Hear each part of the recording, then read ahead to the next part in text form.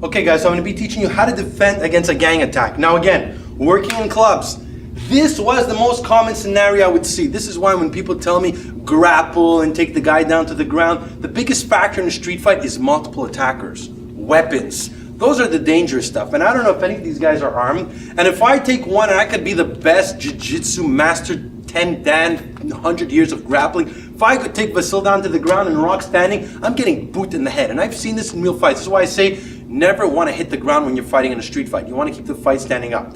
The other problem with multiple attackers, a lot of people teach like stuff like, okay, come over here you two. And it's like, okay, if you're faced with 3 attackers, don't move. When these 2 charge, you do this, and then when this guy charges, you do that and you're out. Now, how the hell do I know where these guys are gonna move?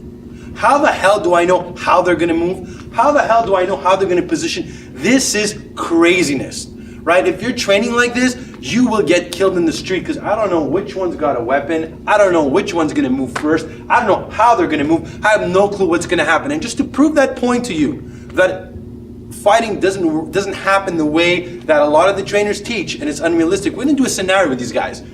You're not allowed to strike. All you guys are gonna do is, I want you guys to try to rough me up, okay? Go. Yo, get him, boys. What's going on, man? Yo, give me your money, man. I don't have any money on me. What's going on, man? Fuck you. Hey, bring him over here. Bring him over here. What's going on? What's Get him going on, over here. man? I got something for him. Hey, where you going? What's Where going you on, going? man? Where you going? Don't touch me. Huh? Don't touch me. Where you going? What's the problem, guys? What's the problem? What is podcast, man?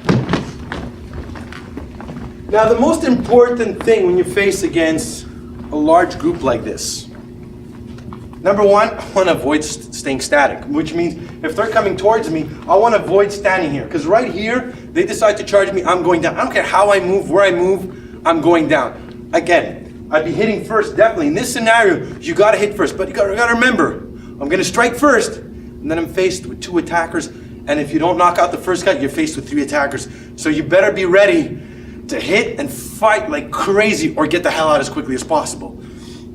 Now, you can see what is the most important thing you need to learn here, and that we're going to teach you. And even in the multiple attackers, we have a huge, amazing video with these guys, and plus extra guys who we're doing multiple attackers up to 5-on-1. What are we trying to teach you? Understanding how to position yourself. Okay, so if I'm faced with Rock, and he's in my face, Gio is here. Gio comes in front of Rock. Right? He comes here, he becomes my pivot. You guys start moving around, they're moving here, right? I'm trying to keep him between the other 2 attackers. Suddenly I just switch to Rock. Vasil comes in front, I move in front of Vasil where I'm talking to the guy. What I don't want to do is stand over here. Any way I look at it, I'm gonna get hit. Okay? So that's the most important thing when you're faced in a gang attack.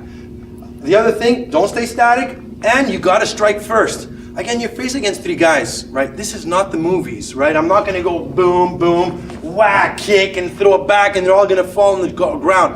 Chances are, and I've seen a lot of fights like this happen, if these guys are actually committed, and multiple attackers, I've seen fights when you hit one guy and they all run, that's not a multiple attacker attack. That's not a gang fight. I've seen gang fights, so what happens, all 3 are ready to commit and take you down and kick your fucking ass. That's what a gang fight is. And I can tell you from experience, right, when you're faced against this type of thing, right, you either hit first, start thinking to get the hell out as quickly as possible. Just you saw I position them in the way, boom, I'm gone. I'm gone. All these 3 guys are bigger than me. I'm about to square off with them. I don't even know if they're armed. I'm not gonna sit there and say, oh yeah, this guy's gonna move first, and when he does, I'm gonna move to the left, and then when this guy's gonna come out that way, I don't know. We can do 10 different scenarios and get 10 complete different outcomes.